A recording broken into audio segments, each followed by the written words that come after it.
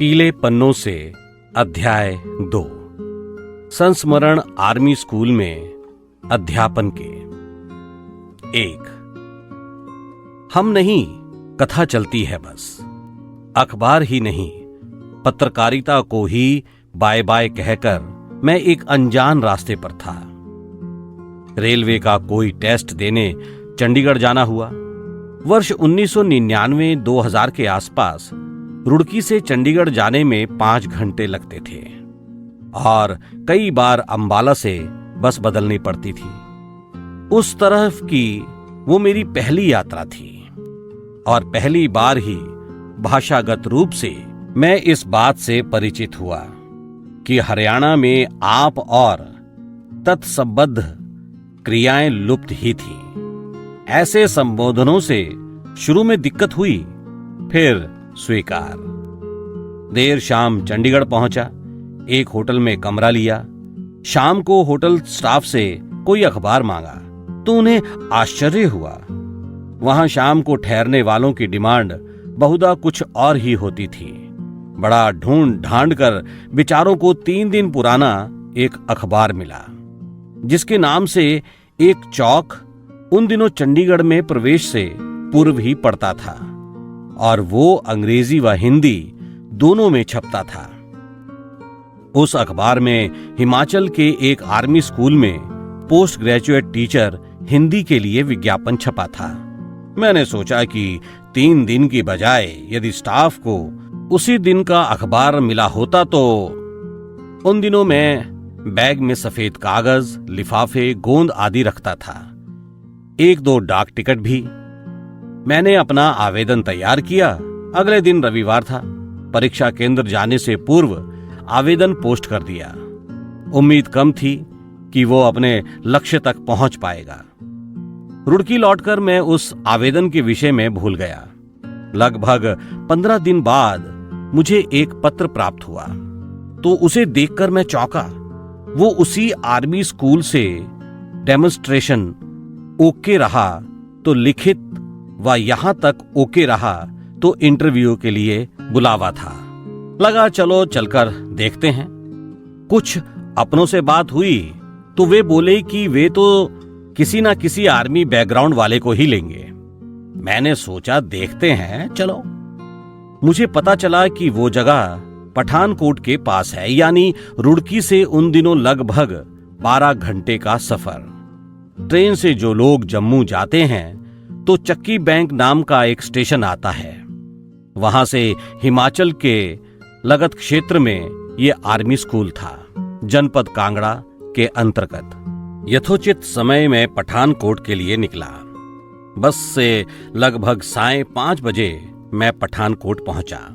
लगा जैसे किसी दूसरे देश में आ गया हूं। नाम से तकड़ा लगने वाला शहर किसी बड़े शहरी असर लिए गांव की तरह था। उन दिनों बस स्टैंड से निकलने से पहले बहुत बारीकी से मेटल डिटेक्टर से तलाशी, पूरा सामान बैग से बाहर कर टटोलना व आने का सप्रमाण कारण पूछना। ये आतंकवाद से सहमा क्षेत्र था। मुझे छावनी की सही लोकेशन तक मालूम नहीं थी। मैं थक चुका था और अब किसी होटल में ही जाना था मुझे। बस स्टैंड के पास ही होटल था। मैंने उसमें कमरा लिया। मेरी तो ये राय उन दिनों से लेकर आज तक कायम है कि हमारे जीवन की कथा सुनिश्चित है, परंतु उन दिनों ये धारणा अपने शैशव में थी। चंडीगढ़ में उसी दिन का अखबार ना मिलना, 3 दिन पुराने अखबार का मिलना क्या एक साधारण बात थी? एक अनुभव पठानकोट के होटल में होना था। होटल में रूम लेकर मैंने वहीं चाय पी और फिर थोड़ा हिंदी का प्रतियोगितात्मक पढ़कर यूं ही बाहर घूमने निकला।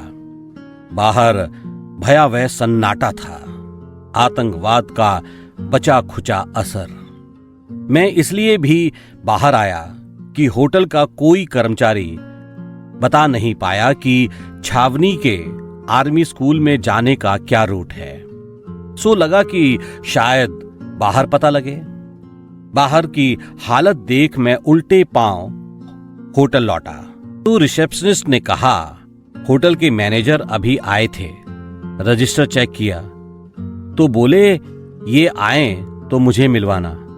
मैंने कहा उन्हें रूम में ही भेज दीजिए। अभी रूम में पहुंचा तो मेरे पीछे एक मोना सरदार जी बिना लंबे केश व पगड़ी के आ गए।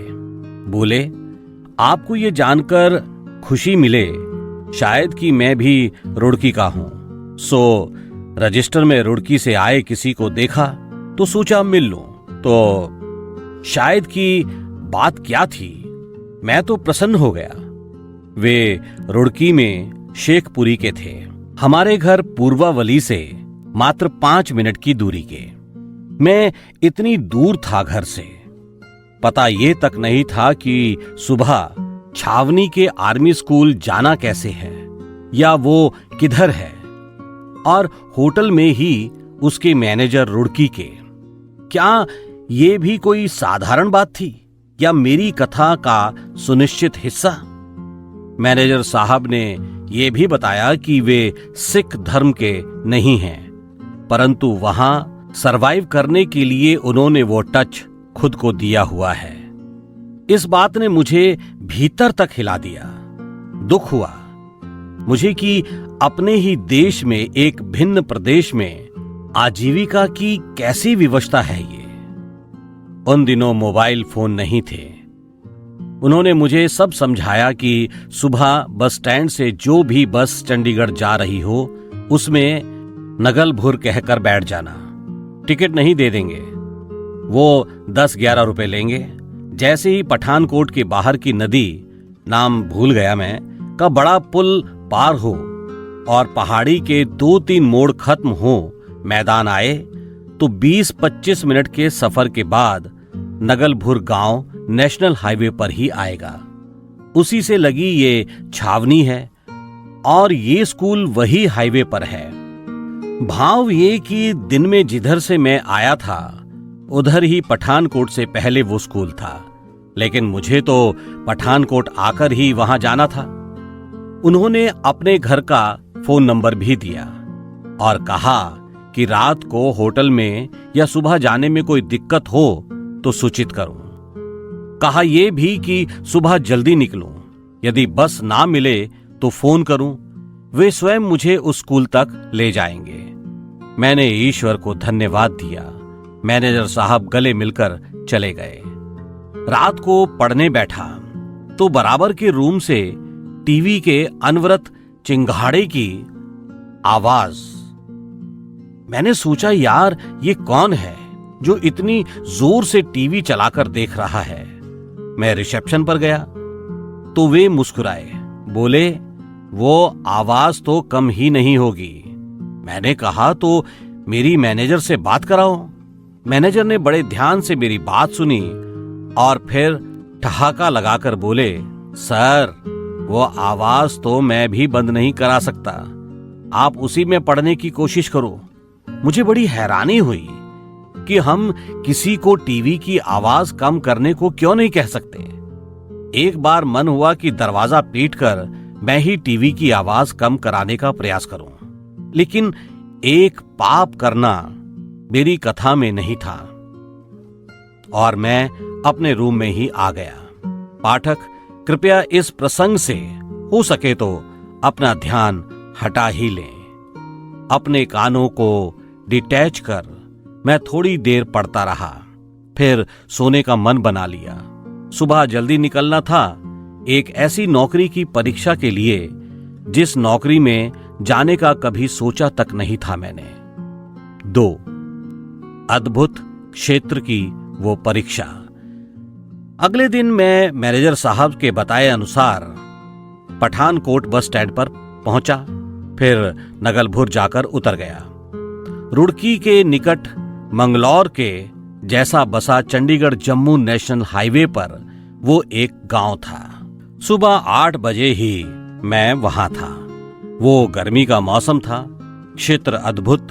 सड़क के एक ओर पंजाब पुलिस और दूसरी ओर हिमाचल पुलिस। मूल गांव पंजाब और हरियाणा दोनों में। जिस स्कूल के लिए मैं गया था उसकी छावनी वहां से 5-6 किलोमीटर दूर, स्कूल हिमाचल में स्थित, छावनी का और भवन पंजाब का। उसमें आर्मी पर्सन्स के अलावा आसपास के पिंडों, गांवों के नर्सरी से 12वीं तक के बच्चे पढ़ते थे। पास ही पंजाब क्षेत्र का सेंट्रल स्कूल।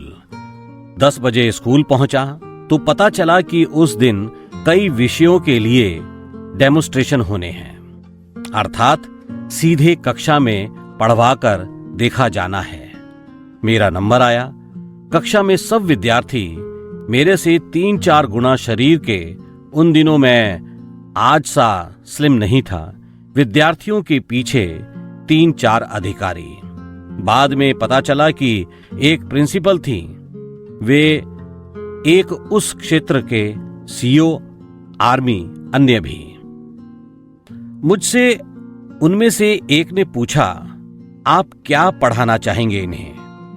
मैंने बच्चों की ओर देखते हुए कहा, जो ये चाहें। उनमें से किसी अन्य ने कहा, ऐसा कैसे? मैंने फिर कहा, ये जो भी बोलेंगे, व्याकरण, गद्य या पद्य, वो ही पढ़ाने का प्रयास करूंगा। कुछ देर चुप्पी। फिर सहसा वे विद्यार्थी मुड़कर आगे झुककर तेज आवाज में बातें करने लगे। 10-15 सेकंड ही हुए थे कि मैं ताड़ गया। ये सब उन चयनकर्ताओं द्वारा पूर्व नियोजित है कि देखें क्लास कमांड कैसा है। मैंने थोड़ा जोर आवाज में कहा, सुनो बच्चों, मैं समझ गया। देखो, मैं हरिद्वार के पास से इतनी दूर से आया हूं। आपको मेरा चेहरा ही पसंद नहीं तो मैं आपको कष्ट नहीं देता, लौट जाता हूं। विद्यार्थियों सहित पीछे बैठे सभी चयनकर्ता मुस्काने लगे। एक ने कहा, अलमारी में एक बुक है, उसमें 20 नंबर पेज पर जो भी कविता है वो पढ़ाइए। पाठक समझ गए होंगे कि ये भी पूर्व निर्धारित था, नहीं तो उन आर्मी ऑफिसर्स को ये कैसे पता था कि 20 नंबर पेज पर कविता ही है।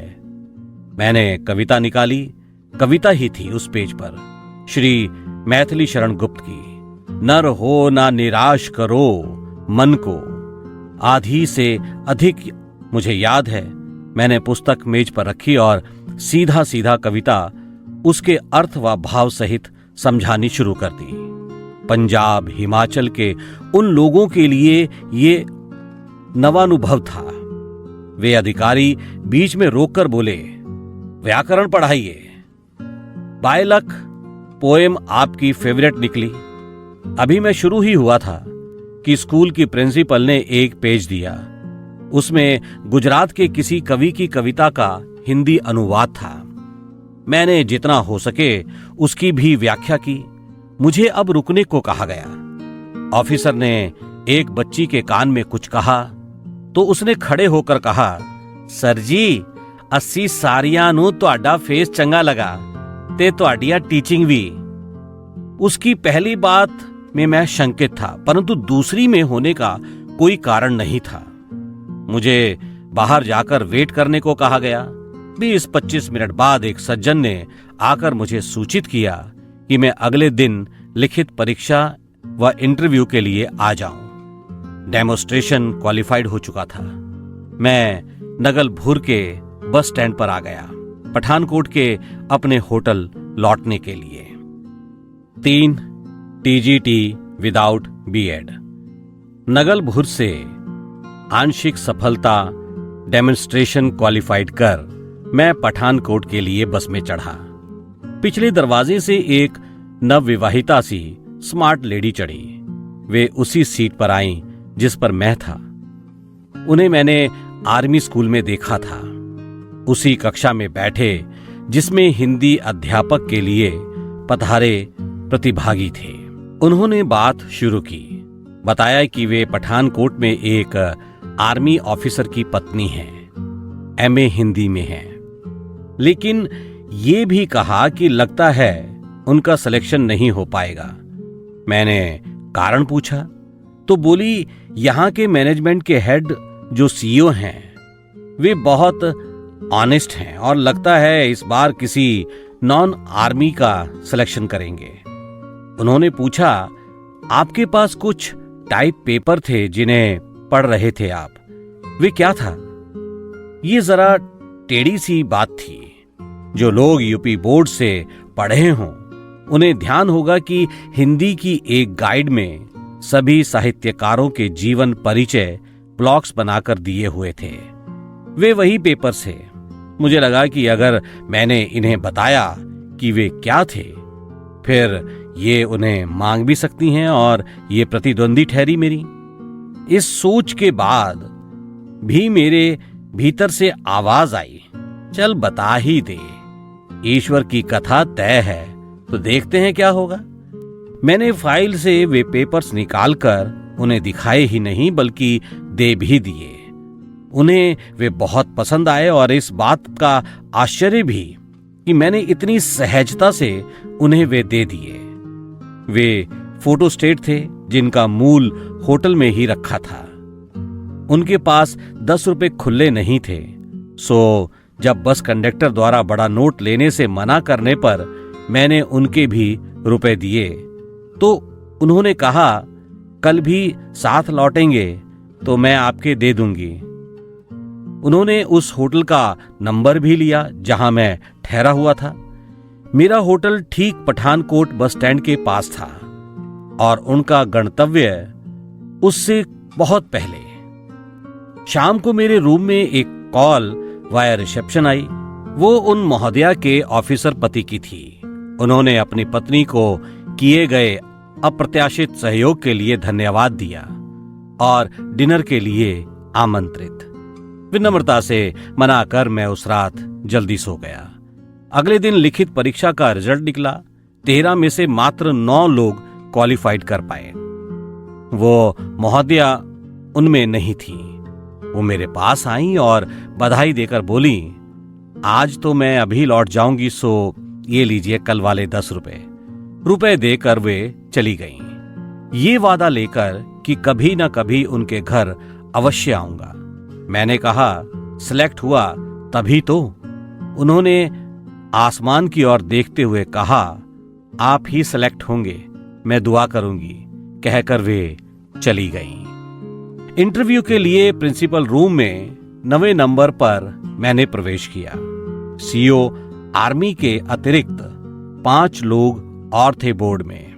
सामने एक घूमने वाला स्टूल था जिस पर मैं बिना उसे इधर उधर किए सीधा बैठा रहा। लगभग 5 मिनट तक कोई संवाद नहीं। मुझे लगा सिलेक्शन इसी स्टूल में घुसा हुआ है।